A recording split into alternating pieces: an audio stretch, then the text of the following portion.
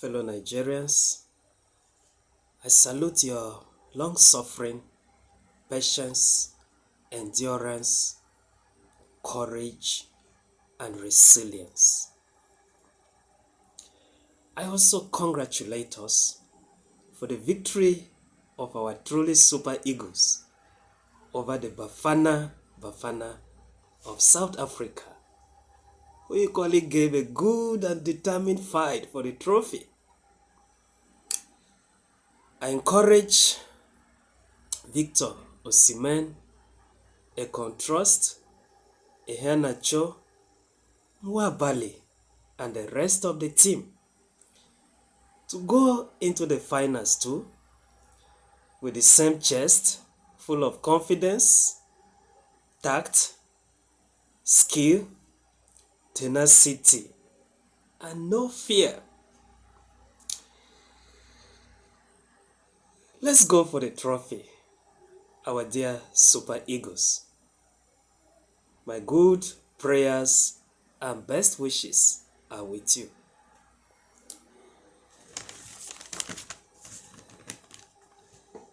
I am Jacob Tewa Jingi, the convener, New Nigeria Agenda. In 6 previous videos that I did, I spoke on 5 basic ways or strategies through which Nigerians can bounce back politically and remain politically relevant between now and the next election. I hope to review and summarize this timely message to Nigerians from time to time. In this video, I'll be looking at the extent to which these strategies are being applied or negated by the Nigerian people who supposedly own and should exert political sovereignty and control over their governance space and affairs.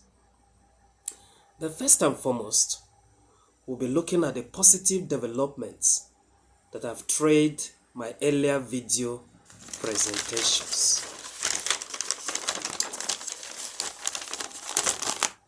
It is true that in today's world, the negative trends faster and better than the positive. But that is not a good and healthy trend. We can change it for good. We cannot, with negative mindset, attract positive things. So let's be positive-minded above all and attract positive outcomes as well. Let's notice and discuss positive developments in our governance space and society first. From there, we can then look at negative trends or situations too, if need be. That way, we'll all be better informed, well-intentioned, and rightly oriented or directed and balanced in our thinking and approach to our collective destiny and welfare as a people. About 2 days ago, I logged into Facebook and the usual question popped up: what's on your mind? My thought, which happened to be the response, took the form of a question too. Where is the president? Then I later read on Instagram of the return of the president to the country, and I really found that to be cheering news.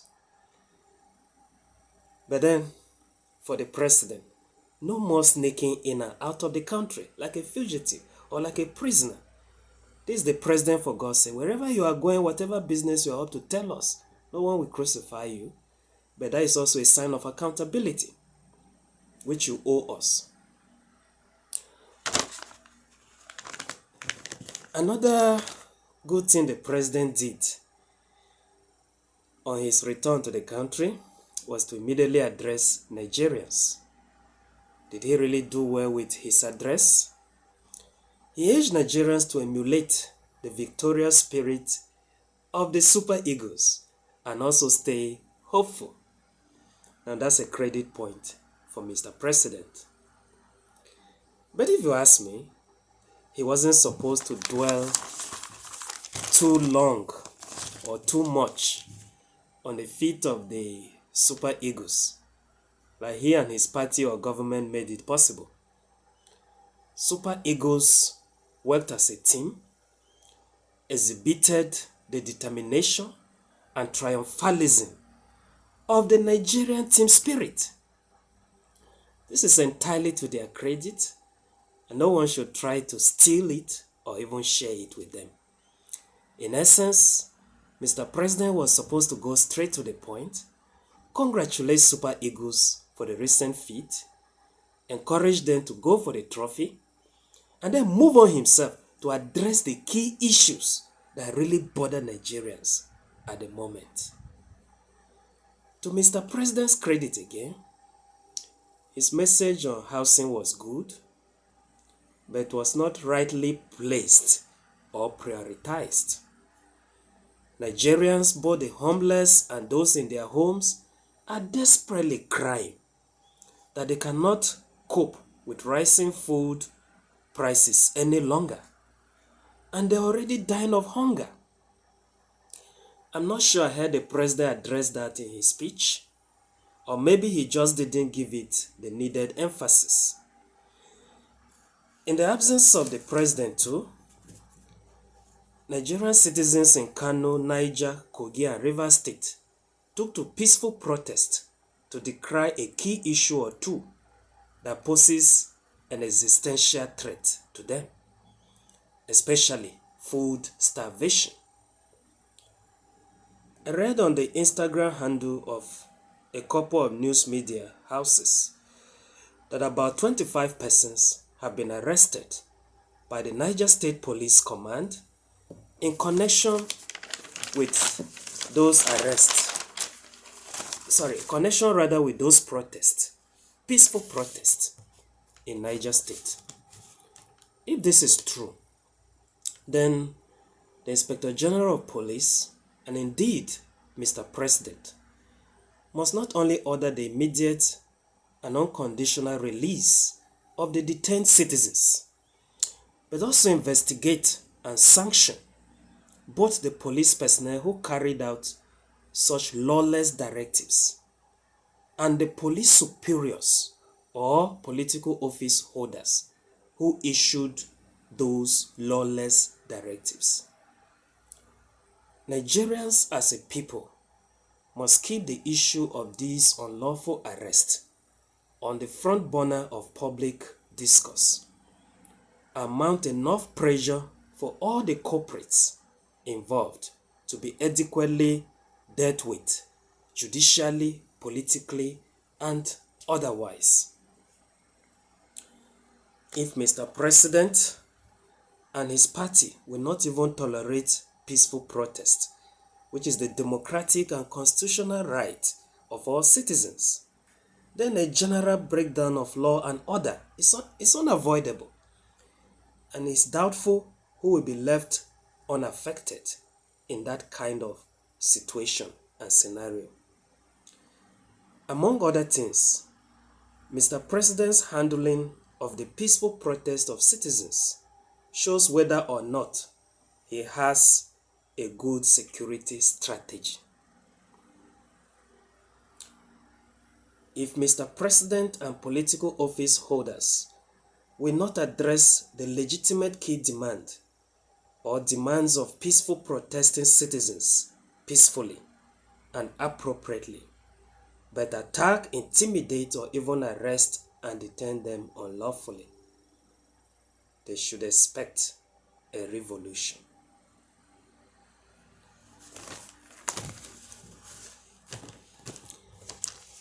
If Nigerians are complaining and through the right channel that their major problems now are food starvation, insecurity, terrific road networks and the epileptic electricity supply, which is causing increase in heat and affecting even bedroom activities. Then the priorities are already well defined and arranged for the president, even if he didn't get them right initially. He should rise up to the task now and make no more excuses. Another positive development took place recently that is worth talking about. In the absence of the president, his Minister of Works, Engineer Dave Umahi, went on monitoring tour of some road construction sites. And he discovered at one of these sites that the foreign company, in connivance with some local Nigerian supervisors, used clay instead of the river sharp sand that was already heavily budgeted for and is being funded by the federal government. He boldly took a decision and made far-reaching pronouncements on the spot. But what were the other ministers doing in the absence of the president? Were they doing anything at all? Or were they simply sleeping on duty? There is virtually no monitoring network on ground for monitoring, regulation, and enforcement of compliance to standards in the MDAs, ministries, departments, and agencies of government, except maybe on paper that they exist.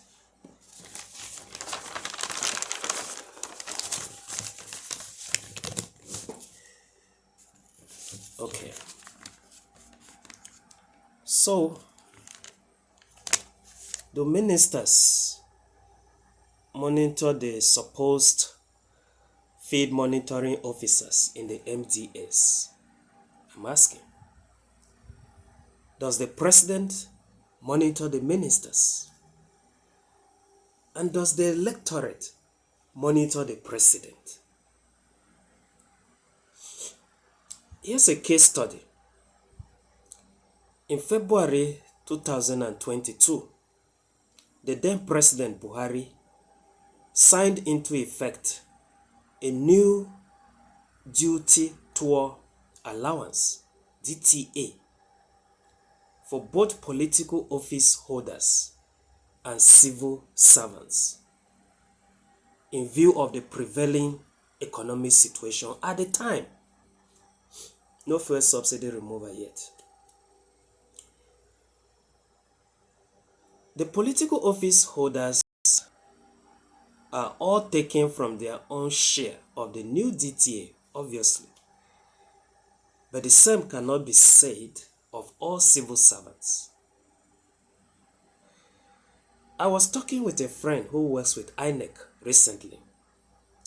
He confided to me that despite conducting by-elections and even general elections ever since, INEC is yet to start implementing the said new DTA for the benefit of its staff, whose role is undeniably fundamental and critical to the success and security of our electoral system and democracy.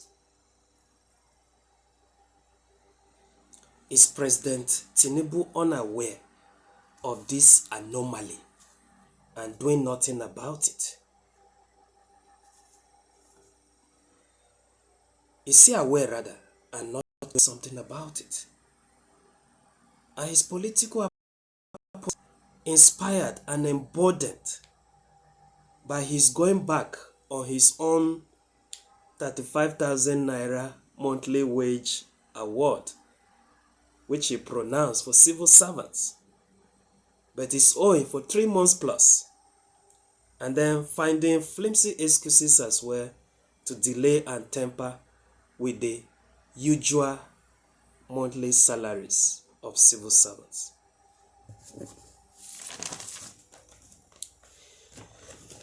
Mr. President should kindly take a cue from his Minister of Works in this regard. There should be constant, steady, and effective monitoring, regulation, and enforcement of standards in the various MDAs. No more sleeping on duty and taking workers or citizens for granted. Another positive development worth talking about. Remember, I spoke on a fourth strategy the other time, the Nigerian people's power of petition and boycott. Now, just some hours after that presentation, I saw a video online coming from the CAN chairman in Mangu local government of Plateau State. He was detailing the atrocities being currently committed by the Nigerian army against the citizens and indeed indigenes of the local government. Now, later I read somewhere that the army, in response, merely threatened to arrest the CAN chairman. That is not good enough. It's not even good. That's one issue Nigerian citizens should take over. Keep it in the realm of information, intelligence, and dialogue. Let Nigerians keep discussing and asking questions. What's really the role of the army in that local government? Who are the culprits? Let them be identified. Let them be spotted and brought to book. Let there be total overhaul of the military structure in that entire area and state. Yes, Nigerians owe it a duty to themselves. You mustn't be from Mangu local government, but once you hear of an issue like this, no more sweeping of such sensitive and important issues under the carpet. Keep them on the front burner until appropriate and necessary action is taken.